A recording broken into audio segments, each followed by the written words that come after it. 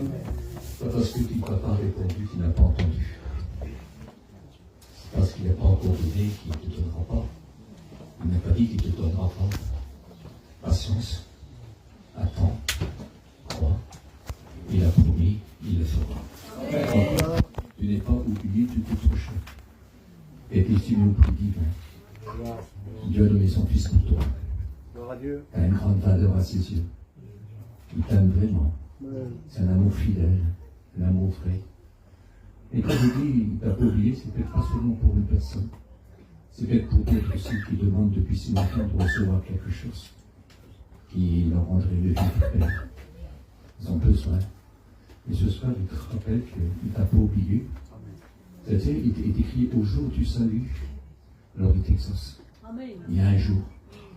Il y a un jour. Il y a un temps. Il y a un temps. Mais c'est le temps favorable. Et le temps favorable, je t'ai exaucé. Au temps favorable. C'est le meilleur des jours. C'est le plus beau. C'est le plus merveilleux. C'est celui qui marquera ta vie pour toujours. Le meilleur des jours. Le temps favorable. C'est là où il bénit mieux. C'est là que tu en profiteras mieux. C'est là que tu profiteras plus. Voilà ce que le Seigneur a à te dire. Ça, c'est très, très important. Alors, j'ai quelques petites notes à vous lire ensemble. Est-ce que vous êtes d'accord avec moi? Voilà. Et je lui dis là, Dieu ne t'a pas oublié. Non, non. Ésaïe 49, verset 14. Une femme oublie-t-elle l'enfant qu'elle a allaité? N'a-t-elle pas pitié du fruit de ses enfants? Quand elle t'oublierait, moi je ne t'oublierai pas. Beau ça, hein?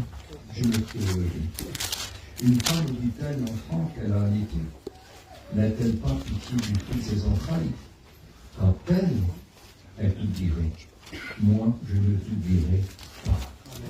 Dieu n'oublie pas, n'oublie jamais. Il y a quelque chose de très particulier. C'est lui, quand je lis dans le psaume 139, il n'était pas encore né, rien n'existait. Mais Dieu savait. Il savait les jours que tu vivrais. Il connaissait tous les pas que tu ferais.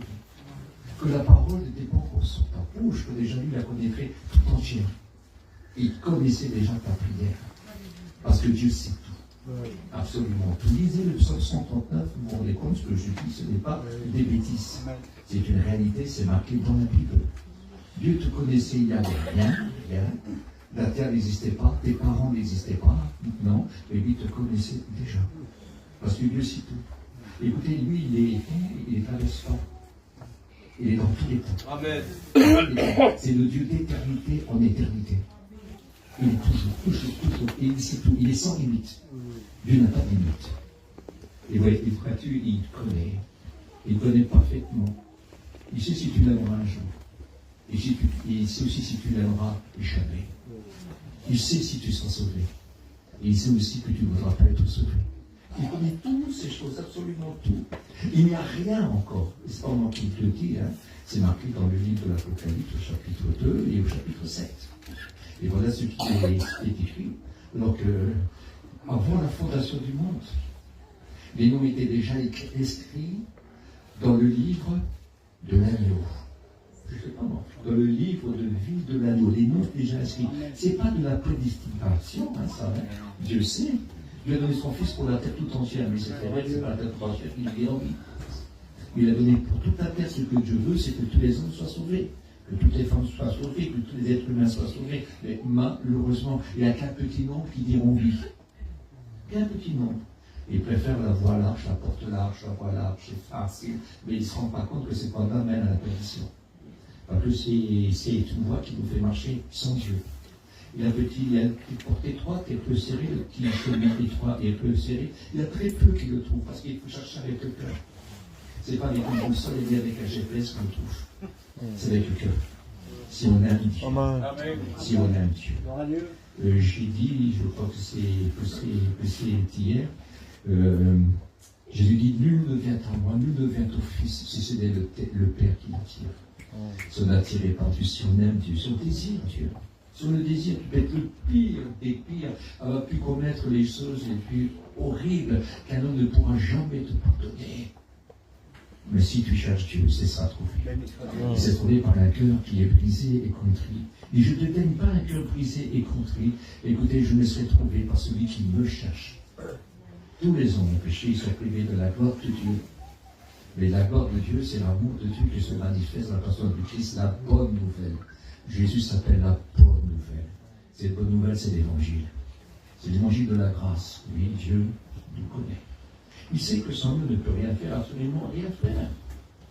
Absolument rien faire. La chair a des désirs contraires à ceux de Dieu. Et souvent, quand on fait une rencontre avec lui, alors écoutez, il nous change complètement. Écoutez, il nous donne de son esprit. Et c'est ce qui nous dirige dans toute la vérité. Il nous apprend les choses, il nous apprend des choses, il nous montre des choses, même qu'on ne sait pas lire. J'ai connu des premiers serviteurs qui ne savaient pas lire, ils ont appris pendant leur ministère. Mais ils priaient pour les malades étaient guéris. Et les gens se convertissaient. Je ne sais pas si ils ont appris à lire de cette façon-là. L'autre a appris sur le carte grise, l'autre il a appris comme ça. Et vous savez, il prêchait, il connaissait le Maître Jésus, il passait par les eaux du baptême, et je commençais à prêcher, c'était comme ça. C'était le temps de l'éveil, c'est ce qu'il disait, le recette, qui veut être serviteur? Et puis les gens levaient leurs mains, et ça marchait, parce que c'était poussé par Dieu que le recette le faisait. C'était poussé par Dieu, parce que rien ne remplace la puissance de Dieu, rien. Tu peux aller à l'école 1000 ans. Il faut aller à l'école biblique. J'y étais, j'étudie tous les jours de ma vie. Je suis toujours un étudiant de la Bible. Je vous le promets. Mais une vérité, que sans l'Esprit Saint, tu es nul. Tu es nul. C'est Dieu qui donne. Et ces hommes ont été fidèles jusqu'à leur mort, jusqu'à leur dernier jour. Ils ont fait du travail extraordinaire. Oui. Une femme oublierait-elle l'enfant qu'elle a été? N'était pas pitié du fruit de ses entrailles? Elle oublierait, moi je ne l'oublierai point. Je ne t'oublierai point, le point exact. Ce que je voudrais essayer de vous faire comprendre, Dieu donnait son Fils, ce qu'il avait de plus beau. Il chérissait son Fils. Il adorait son Fils. Enfin, adorer, c'est que ça parlait. Mais ce que je voudrais essayer que vous compreniez une chose qui est très importante. Il a donné son Fils. Moi, je préfère mourir à la place de mon Fils. Lui, il a donné son Fils car Dieu a tant aimé. C'est-à-dire, écoutez, et c'est Jésus qui le dit, lui, il est la parole faite chair. Il est la parole que Dieu te décrit par cette parole-là. Et puis, il va dire, ne pouvant pas déclarer l'amour de son Père tellement qu'elle est grande, il va dire, Dieu a tant aimé le monde. Il a donné son Fils unique. C'est-à-dire, Fils unique, qui est Dieu comme Dieu, beau comme Dieu, grand comme Dieu, fort comme Dieu, merveilleux comme Dieu, étant égal à Dieu, il n'a pas regardé à cette égalité, il s'est donné tout entier. Il dira, c'est bon, Dieu a tant aimé le monde, il a donné son Fils. Ça, c'est un amour. Dieu a prouvé son amour. Vous ne pourrez pas dire que Dieu ne vous aime pas, parce qu'il a prouvé son amour, parce qu'il a donné pour vous Dieu. Il appelle son Fils Dieu, ô Dieu, ton Dieu. Je ne sais pas si vous réalisez. Il t'a estimé un amour immense, un amour merveilleux, un amour éternel, si tu veux, si tu acceptes ce Fils-là. Il t'a aimé avant que tu sois né, que tu sois chrétien ou non chrétien. Il t'a aimé avant. Et maintenant, pour que cet amour germe en toi, qu'elle vit en toi, il faut accepter Jésus-Christ.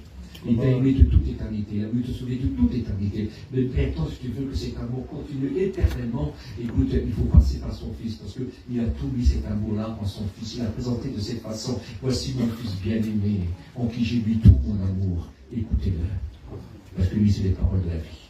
Il vous dira ce qu'il faut faire. Je vous en supplie, ne prenez pas cette réunion comme quelque chose qu'on a l'habitude. Ne venez pas écouter un orateur. Venez écouter la parole de Dieu. C'est très important parce qu'il faut être sauvé. On vit des temps qui sont délicats, qui sont très très difficiles. Il y a des tas de gens qui disent voilà, c'est bientôt. Et j'ai envie de leur répondre, repentez-vous alors. Amen. Repentez-vous et convertissez-vous. Autrement vous périrez. Dieu a envoyé son Fils pourquoi? Dieu a tant aimé le monde qu'il a donné son Fils unique afin que quiconque croit en lui ne périsse point, mais qu'il ait la vie éternelle. Il ne veut pas que nous périssions. Dieu a donné son Fils. Tu peux t'en sortir. Tu peux t'en sortir. Et puis il a caché, il les connaît. Les désirs cachés, il est pour nous. Des passions clenchées qui te terrassent, qui te tuent, qui te détruisent, qui t'empêchent de vivre une vie normale, qui fait de toi un malheureux, puis un esclave. Quelqu'un capable de faire des choses horribles, horribles, horribles, pour pouvoir t'en sortir, pour pouvoir vivre un petit peu le bonheur et la liberté. Tu ne la trouveras jamais en dehors du Fils de Dieu. Et si le Fils de Dieu vous affranchit, vous serez réellement libre. C'est par lui, il faut passer par lui. Il n'y a pas d'autre issue. Il n'y a sous le ciel aucun autre nom qui fut donné aux hommes par lequel il puisse être sauvé que le nom de Jésus-Christ. Il faut accepter Jésus. Il faut accepter lui, Jésus. Lui, Jésus. Lui. Donc, il n'y a pas de prier des grandes. Écoutez, on n'apprend pas à prier. C'est le cœur qui prie. C'est l'âme qui soupire et qui désire Dieu. C'est une autre affaire, ça. Écoutez, ce n'est pas les belles paroles qui font la différence. Ce qui fait la différence, c'est le désir de Dieu. Le désir de Christ. Le désir d'avoir une vie meilleure. De toi, moi. Dieu peut donner mieux que le diable, non? Dieu peut donner mieux que le monde. Dieu peut donner même mieux que tes parents. Dieu peut donner mieux que tes enfants. Dieu peut faire tout mieux, tout mieux, tout mieux. Quand même, le bien de Dieu est supérieur au mal du diable, non? Si le diable peut donner quelques petites joies passagères, parce que ça c'est pour vous voler, pour vous tromper, pour vous dire. Vous savez, un jour, ils ont attrapé un homme, ils se sont rendus compte et ils ont pris cet homme-là, puis ils ont voulu ils le faisaient, comment je peux dire, ils l'ont mis dans une cage, puis ils le gavaient. Pour qu'il grossisse. Pour après le tuer et le manger, c'était des cannibales. Il s'est fâché, je ne sais pas ce qui s'est passé, se sont discutés ensemble, il s'est passé que l'autre a eu le temps de se sauver. Il voulait le manger. Ils l'ont crissé. Et c'est ce qu'il fait bien. Il te donne. Et il veut t'engraisser, toi, pour te manger, pour te détruire, bien sûr qu'il ne te mangera pas. Mais tu te retrouveras en enfer avec lui. Et ça, c'est une chose terrible. C'est pas le patron de t'enfer, vous savez. C'est pas l'équilibre de tes parents, Non. C'est sûr. Même le diable sera rempli de remords. Le plus rempli de remords, et puis il y aura honte. Et si tu es là maintenant, tu diras, mais toi tu es comme nous, c'est toi qui terrorisé toute la terre, qui trompait toute la terre, mais c'est comme nous, toi. Oui, pas plus, dis-moi. Écoute, il n'est pas grand. Dieu est grand. Amen. Dieu est grand. Amen. Et si tu deviens fils ou fille de Dieu, tu seras faible. Tu pourras lui résister. Et il fuira rien de toi. Dans 2 Timothée, chapitre 2, verset 13, si nous sommes infidèles, lui reste fidèle, car il ne peut se relier lui-même. C'est beau ça. Nous ne sommes pas toujours fidèles. Ça peut arriver, un dérapage. Ça peut arriver. Ça arrive malheureusement. Mais si nous sommes parfois infidèles, lui reste fidèle car il ne peut se relier lui-même, lui reste Dieu. Il sait que sans lui nous pouvons rien faire. Une erreur, croyons faire sans lui. Croyons être capables sans lui. On ne peut pas. Il faut que les forces se renouvellent chaque matin. Il faut que les bontés de Dieu se renouvellent chaque matin. Il faut que les secours et le soutien de Dieu, la protection se renouvellent chaque matin. Et croyez-moi que ces bontés ne sont pas épuisées, elles sont éternelles. Chaque jour, il prendra soin de toi. Il peut faire quelque chose pour toi, je te le promets. Vous savez ce qu'il a dit en sa parole, c'est dans le livre de Timothée, au chapitre 3. Vous savez ce qu'il a dit? C'est quelqu'un qui n'a pas soin des siens, principalement ceux de sa famille. Il est pire qu'un infidèle, il a renié la foi. Si tu as Dieu comme père, si tu as frère comme Jésus, cela prendra soin de toi. Ils ne t'abandonneront pas. Donc, rien de là. Si nous sommes infidèles, lui reste fidèle, car Dieu ne peut se renier lui-même. Ce qu'il a promis, il le fait. Il le fait. Donc toutes ces promesses, lui, il est capable de les réaliser. Nous, on fait des promesses qui, malheureusement, un jour, on ne peut plus les accomplir. On voudrait, mais on ne peut plus. Quelqu'un vous a fait confiance. Des fois, ton fils t'a fait confiance, je le dis souvent. Et puis, écoute, il y a un moment, puis il lui disait, mon fils, quand tu n'as pas besoin de moi pour n'importe quoi, je serai toujours là. Et puis, un jour, tu ne peux pas lui faire. Parce qu'il faut un miracle. Il n'y a que Dieu qui peut le faire. Il n'y a que Dieu qui peut le faire. Est-ce que tu comprends? Donc, mets ta conscience dans un homme qui est comme une fleur qui est passager. Écoute, je t'en supplie. Je t'en supplie, mets ta confiance en Dieu. Ne mets pas ta confiance dans les promesses humaines, ne prenez pas ta confiance dans la force humaine. C'est une force qui se décante. Écoutez, c'est une force qui personne énergie, comme une fleur, elle est belle en son temps, une fleur la plus belle, on prend une orchidée, quelque chose de royal, une fleur exceptionnelle, elle peut durer un petit peu plus longtemps, c'est peut-être la plus chère au monde, et ce qu'il y a, c'est qu'une femme comme les autres. Oui. Et puis elle passe son odeur et sa beauté, et puis elle tombe. Que la grâce est trompeuse. Hein. Non? Ah oui, hein? La grâce est trompeur, la beauté est vaine. Hein? C'est celle qui craint l'éternel qui sera louée, qui vivra éternellement. C'est très important. Très, très important. Si nous sommes infidèles, lui reste fidèle. Et il peut se réunir lui-même, c'est-à-dire encore le droit de lui demander pardon ce matin. Écoute, si tu étais infidèle, tu peux lui demander pardon, lui dire ce soir, mais enfin, aucune importance. Tu peux encore lui demander pardon. Il n'est pas ton temps. Dans ton cœur, lui dire pardon. Si tu as fait des pays, ça Dieu les a maintenant. Si Dieu t'est déjà venu en aide, et puis que tu avais promis que si tu venais en aide, tu aurais fait ça, ça, ça et ça, et que tu ne l'as pas fait, tu peux encore lui demander pardon. Et puis, retrouver quelqu'un à nouveau. Si tu lui as fait des promesses, oh Seigneur, si tu fais ça pour un si tu fais ça pour moi, et ça, je serai chrétien, je serai une chrétienne, n'importe quoi, où je reviendrai de tout mon cœur, Seigneur, je reviendrai. Et puis Dieu l'a fait, et puis toi, tu n'es pas revenu. Et toi, tu n'es pas revenu. Quelle importance. C'était Dieu, pour comprendre, Dieu existe. Dieu existe. Quand on lui dit qu'il est là, il connaît des situations, il connaît depuis toujours, il est là, il connaît véritablement ta situation. Et peut-être, écoute, il permet qu'il faut faire les choses, peut-être la permet ce jour-là, pour te rappeler ça qui t'avait exaucé, et que toi, tu n'as pas été fidèle dans ta promesse, tu n'as pas tenu ta parole. Dieu savait que tu l'aurais pas fait. Mais Dieu l'a fait quand même. Un jour, il avait dit, les poutres se sont approchés du Maître Jésus. Et puis c'était une lèpre écœurante, c'était une lèpre, on ne peut pas s'approcher, des gens, il fallait se tenir au loin, et puis il fallait sonner de la cloche en disant impur, impur, impur. Ils sont obligés de s'approcher de la civilisation, parce qu'ils ont besoin de nourriture, ils ont besoin d'appui, ils ont besoin de médicaments aussi. Donc ils se mettaient au loin, et les gens déposaient quelque chose, ils ne pouvaient pas s'approcher. Mais là, ils se sont approchés du Maître Jésus. Et puis le Seigneur a dit, allez en chemin, faites ça, et vous serez guéris. Puis ils sont partis, les 10 ont été guéris. Ils n'ont même pas eu le temps d'aller jusqu'où devaient aller. Il n'y en a qu'un seul qui l'a vu. Les 9 autres ont été guéris. Jésus dit, mais ils ont été guéris les autres aussi. C'était un étranger, c'était même pas un peuple d'Araba, c'était un étranger, c'était un Samaritain. Et puis lui, il est venu, puis il a cru dans ce maître-là, puis il s'est prosterné devant lui. Il s'est prosterné parce que Jésus est adorable, ça. Il est adorable. Quand quelque chose de tellement beau d'œuf, il va être béni. Maintenant, je ne sais pas si dans la suite des temps, je ne sais pas. Peut-être dans la suite des temps, ils sont venus, j'espère de tout mon cœur. Et puis pourquoi ne jamais oublier que cette maladie incurable qui est menée à la mort a quand même été guérie. Il est obligé de dire c'est Jésus qui l'a fait. C'est Jésus qui nous a guéris. Non.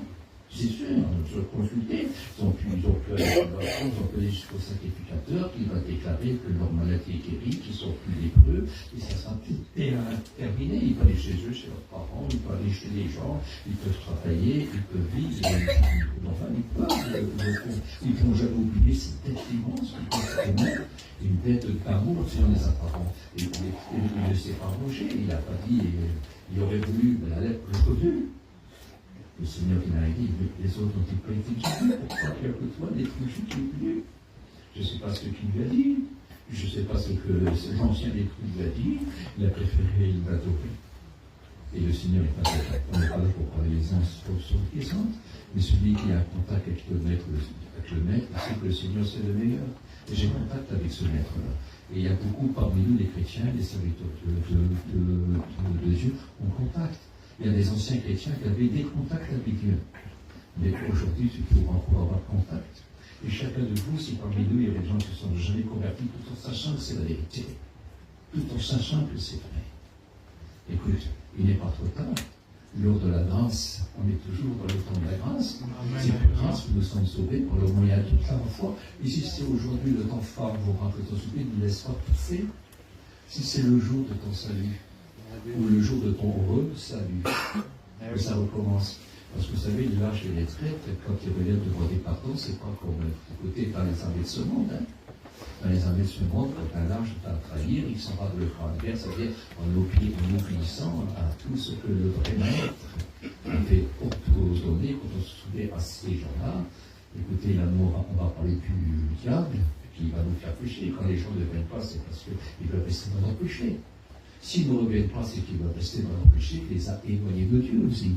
Si vous comprenez, mais s'ils ont envie de revenir, écoutez, dans les armées du monde, en temps de guerre, c'est quelqu'un qui est trahi, il part en vassal, et souvent il est tué. Mais pas que Maître Jésus. Puis tu reviens, il t'accepte. Tu te remets dans les rangs, puis c'est tout. Et Dieu te bénira. Personne ne pourra t'accuser de quoi que ce soit. Il n'aura pas le droit de dire, je ne reviens plus, toi. Non. Si tu te repens, si tu abandonnes, celui qui avoue ses fautes et qui les délaisse, obtient quoi?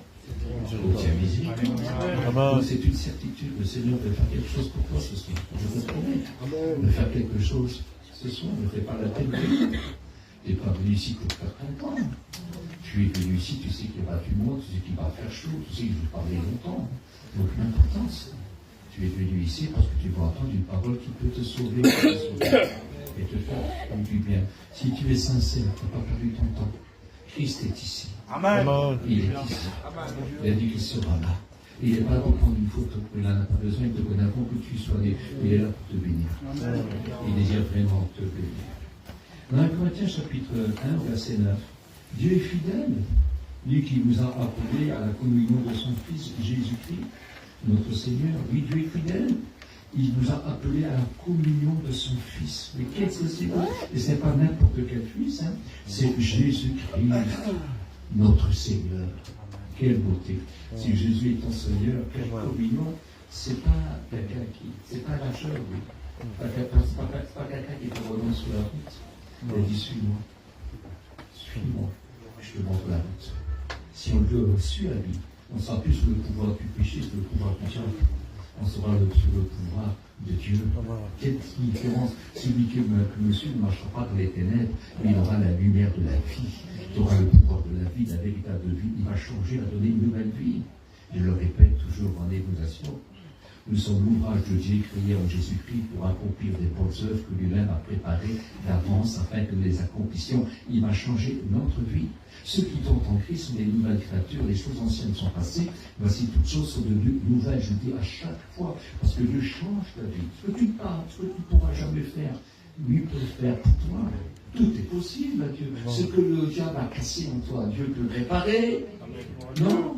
Le vase brisé, le Seigneur est capable de le refaire, d'en faire un autre vase, ce sera une nouvelle créature, un vase d'honneur.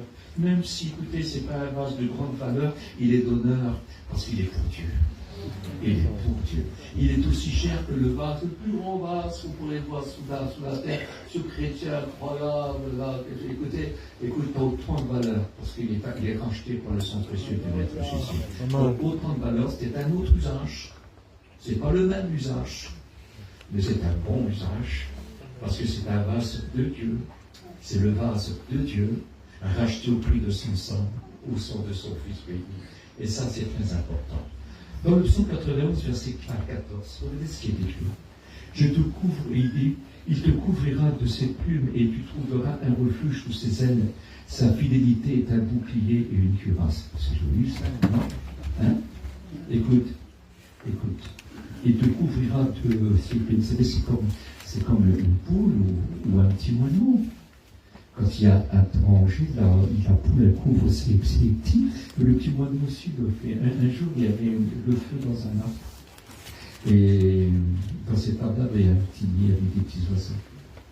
Et puis, le feu est venu. Et l'oiseau est sorti, il tourne autour de là. Et puis là, la dernière minute, quand il a vu que la flamme pouvait atteindre le nid, il s'est jeté sous ses petits. Et puis il est brûlé avec. Mais c'est ce que Jésus a fait pour toi. C'est ce que Jésus a fait pour toi. C'est une vérité. C'est ce que Jésus a fait pour toi. Et une petite poule, c'est pareil. Elle couvre. Jésus dit combien de fois j'ai voulu te rassembler comme une poule rassemble ses poussins sous ses ailes, mais tu n'as pas voulu. Et à cause de cela, combien de fléaux, combien de misère, combien de souffrances que tu auras, jusqu'au jour où tu m'appelleras. Jusqu'au jour où tu auras béni soit celui qui vient au nom du Seigneur, jusqu'à ce jour-là. Et tu pourrais dire ce soir, béni sois-tu Seigneur, viens. Il est capable de réparer les ruines de ta vie. Il est d'accord. Ah, si tu voudrais ce soir. Écoute bien. Écoutez, sur ces jeunes, il y a quoi? Il y a sa fidélité et un bouclier et une cuirasse. Fidèle, mais alors un bouclier. Écoutez, il bat tous les coups. Tous les traits enflammés du malin, ils sont stoppés. Et crois-moi que le bouclier ne s'est pas buvé. Il est toujours aussi lumière, il est toujours aussi puissant, il est toujours aussi beau. Bon, écoutez, c'est un diamant qu'on ne peut pas griffer. Non. Mais qui peut tout régler. Absolument tout. Et voilà ceux qui peuvent faire sa fidélité. Écoutez, est un bouclier. Mais quel bouclier! Écoutez, si rien ne peut vous toucher, absolument rien. Absolument rien. Rien. Tu peux marcher sous l'eau. Tu peux passer par le feu sans être brûlé. Cependant, tu dis, c'est la Bible. C'est une réalité. Tu peux tout faire, absolument tout faire. Que Jésus soit ton bouclier ce soir. Et qu'il revienne ton bouclier. Amen. Ce n'est pas trop tard. Vous savez, il y a des fois des gens qui n'osent pas venir, mais comme c'est une mission, ils viennent à la réunion, puis ils écoutent. Ils se disent, toi, j'ai bien fait d'avoir tenu. Le Christ est prêt à te pardonner. Et ici, les gens t'accueillent avec un grand plaisir. Voir un pécheur qui se repent, c'est formidable. De voir un frère qui s'est égaré, une sœur qui s'est égarée et qui est revenu, mais c'est un festin. Quand un frère et une sœur égarent, écoutez, c'est comme si, pour lui, c'est un deuil. C'est un deuil. Un de nos frères, une de nos sœurs sont mortes à la vie spirituelle. Alors on en souffre. C'est un deuil quand ils reviennent. Mais le diable, il veut fausser ces pensées-là. C'est ce qu'il dit. Il dit, va pas, c'est plus pour toi. Écoute, t'as vu, t'as fait ça. Il y a des gens qui n'osent pas revenir à cause de ça. Donc lui, c'est un menteur. Non, mais Jésus dit, il ne dit pas ça, est-ce qu'une mère pourrait oublier un enfant qu'elle a pitié, mais jamais. Elle ne peut pas. Si ça arrive, c'est rare. Mais notre Seigneur, non. Notre Seigneur, non. Non. Il est meilleur que toutes ces mères-là. Est-ce que vous comprenez? Et ça, c'est très important. Il te couvrira de ses plumes et tu trouveras un refuge sous ses ailes. Oui, il a donné sa vie afin que l'eau et le feu ne t'atteignent pas, afin que tu sois plus fort, tu peux marcher sous toute la puissance des serpents, des scorpions, sous toute la puissance du diable et que rien ne pourra te nuire.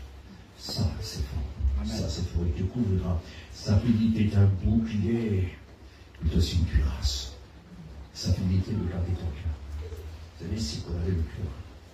Et quand cette cuirasse est sur ton cœur, mais quelle belle cuirasse. Si vous savez ce que c'est, que cette cuirasse. Elle a une gloire incroyable. Elle protège ton cœur. Parce qu'il dit, écoute, mon fils, ma fille, donne-moi ton cœur. Et que tes yeux se plaisent dans mes voies. Écoutez, et le texte là, c'est afin que tes yeux se plaisent dans mes voies. Si tu me donnes ton cœur et tu ressens ma présence, et si tu ressens mon pardon, et si tu ressens mon amour, et si tu ressens ma fidélité, et si tu peux ressentir la paix et la joie que je vais t'offrir, car vous savez, nous avons été sauvés, ça ne nous a rien coûté. Mais lui, qu'est-ce que ça lui a coûté cher? Écoutez, c'est dans le calme et la confiance que sera ta force. C'est dans le repos et la tranquillité que sera fait ton salut. Un repos et tranquillité extraordinaire, merveilleux. Oh, que Dieu soit béni. Écoutez, sa cuirasse couvre mon cœur. Elle couvre ton cœur. On peut passer les moments les plus difficiles quand on est conscient, et souvent quelqu'un qui revient, écoutez, il s'attache encore plus. Vous savez qu'il y a des brebis qui ont un berger. Mais des fois, elle est un petit peu folle. Il y a une brebis qui est un petit peu folle devant. On ne sait pas qu'elle s'éloigne trop du troupeau, mais elle s'éloigne un petit peu. Et puis des fois, elle s'égare sans vouloir s'égarer, parce qu'elle traîne un petit peu. Puis elle mange n'importe quoi, et puis écoutez, ça ne va pas du tout. Alors qu'est-ce que ce passe au fond le berger voit ça, il l'attrape. Puis il lui casse une patte. Il lui fait mal. Il lui fait mal. Mais après, il prend sa patte. Il la porte. Il la flatte. Il la nourrit. Et puis après, il va commencer à marcher avec elle. Et quand elle marche avec elle, lui, il va à son bâton, il la pose sur elle. Et puis il marche avec elle. Et quand elle est complètement guérie, c'est elle qui se met devant le troupeau. Et qui suis le berger. Est-ce que vous comprenez? Ça, c'est notre Dieu. Et souvent, on a été trop loin. Et on s'est retrouvé paralysé. Il n'a pas cassé, on ne pouvait plus rien faire. Mais son amour nous a rendus en troupeau. Et on devient encore meilleur. C'est ce que Dieu veut, que tu grandisses. Que tu grandisses. 1 Corinthiens chapitre 10 au verset 13. Aucune tentation, c'est-à-dire épreuve, ne vous est survenue qu'elle n'ait été humaine, et que Dieu qui est fidèle ne permettra pas que vous soyez tentés au-delà de vos forces. Et voilà ce qu'il décrit. Mais avec l'épreuve, il préparera le moyen de vous en sortir afin que vous puissiez la supporter. Il prépare les gens. Écoutez, aucune épreuve, aucune tentation, écoutez, ne vous est survenue qui n'ait été humaine. C'est pas moi qui le dis, Corinthiens 10, 13, vérifiez. Aucune épreuve. Aucune épreuve. Il peut récipider dans n'importe quelle épreuve. Écoutez, il peut récipider dans n'importe quelle preuve. Dieu qui est fidèle ne permettra pas que vous soyez tentés au-delà de vos forces. Leur force augmente pendant la marche. Et je vous promets, s'il faut 10%, tu auras 10%. S'il faut 20%, tu auras 20%.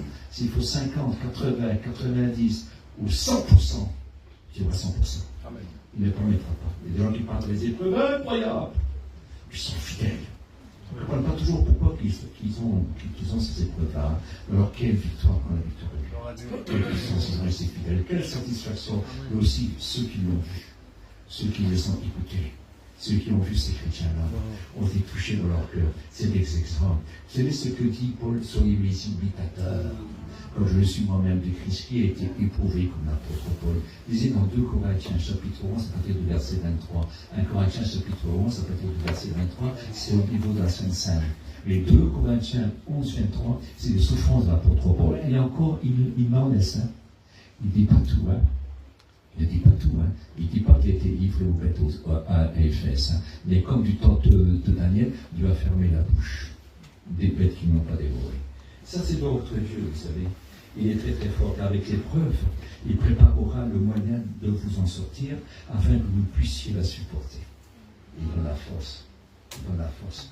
Restons fidèles, car notre Dieu est fidèle. Écoutez, on ne perd pas son temps, ne vous découragez pas, ne vous révoltez pas. Ne vous révoltez pas. Dieu ne t'a pas oublié. Ne vous révoltez pas. Il a déjà préparé le moyen de vous en sortir. Amen. Écoutez, il fait des choses incroyables. Jérémie 3, verset 12. Va crier ces paroles vers le nord et dire, reviens infidèle, déclare l'Éternel. Je ne garde pas ma colère pour toujours. C'est faux ça, non? Le royaume du nord se tenait mal.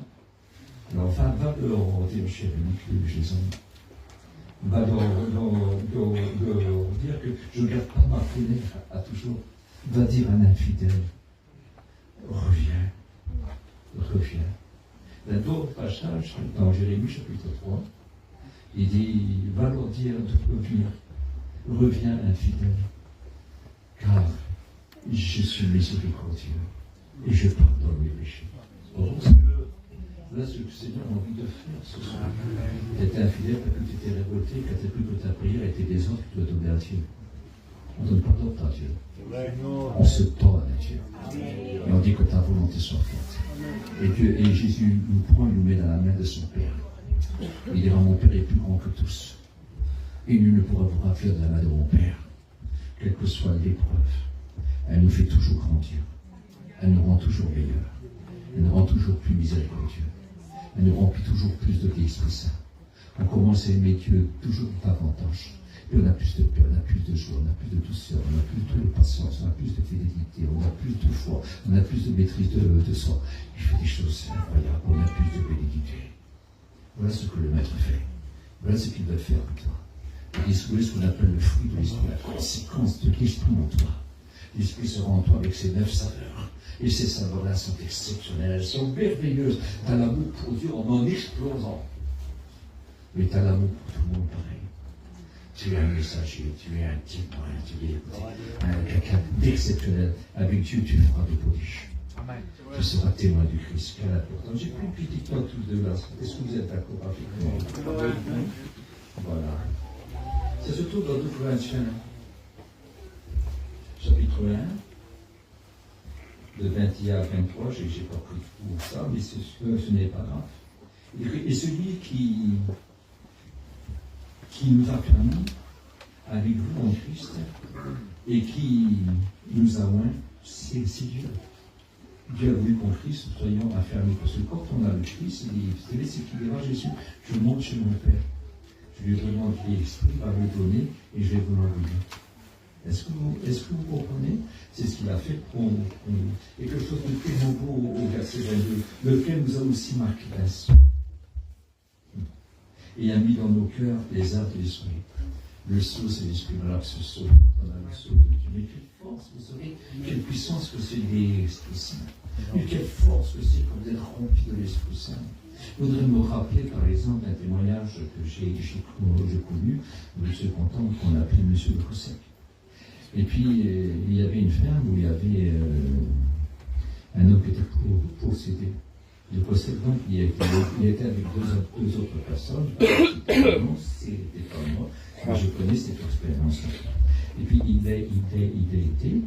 Et puis, c'était affermi. Il est venu avec une fourche enragée. Les 2 autres se sont sauvés. Mais le Cossec restait là. Et la fourche est arrivée là. Et le Cossec a chassé le démon de cet homme-là. Et cet homme-là était un homme libéré après. C'est comme ça. Exceptionnel. Quand on est rempli de l'Esprit Saint. Il faut être rempli de l'Esprit Saint. Le péché ne sert à rien. Le témoigner ne sert à rien. Ce qui compte, c'est être rempli de l'Esprit Saint. Et quand vous êtes rempli de l'Esprit Saint, vous n'accomplirez pas les désirs de la chair. Ah oui, c'est très important. Et être rempli de Dieu. Et puis il nous donne, écoutez, la force pour chaque chose. Si on veut être fidèle, s'il faut 100% de force. Mais 100% de force, c'est comme le maître alors. Mais s'il faut 100% de force, 100% de force. Rien ne pourra te vaincre. C'est marqué, je le crois, parce qu'on a le sceau de Dieu. Et le sceau de Dieu, Satan le voit. Quand on a le sceau de Dieu, quand on a cet esprit saint, on est fort. On est fort. On fait peur. On fait peur au diable. Il résiste une fois fermé. Et il fuit loin de nous. Quand on est rempli du Seigneur. Et c'est ce qu'il veut. Que tu sois vainqueur sur le diable et sur ses démons. Oui, ok. Et rien ne peut tenir. Voilà ce qu'il veut. Il ne veut pas que tu sois pauvre et que tu le redis, que tu l'abandonnes, que tu le rejettes, tu n'en veux pas. Il ne veut pas ça, parce que si tu fais ça, tu seras perdu. Si Jésus vient. Mais si tu ne te veux pas, et tu essaies d'être rempli de l'Esprit Saint, qui t'ennuie de revenir à Dieu, puis d'être sauvé par ton jour. Il y a des gens qui disent bientôt Jésus va venir, les temps de se préparer, les temps de se repentir. Mais repentez-vous, la Bible dit.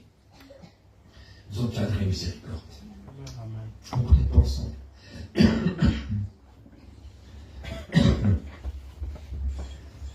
Te bénissons.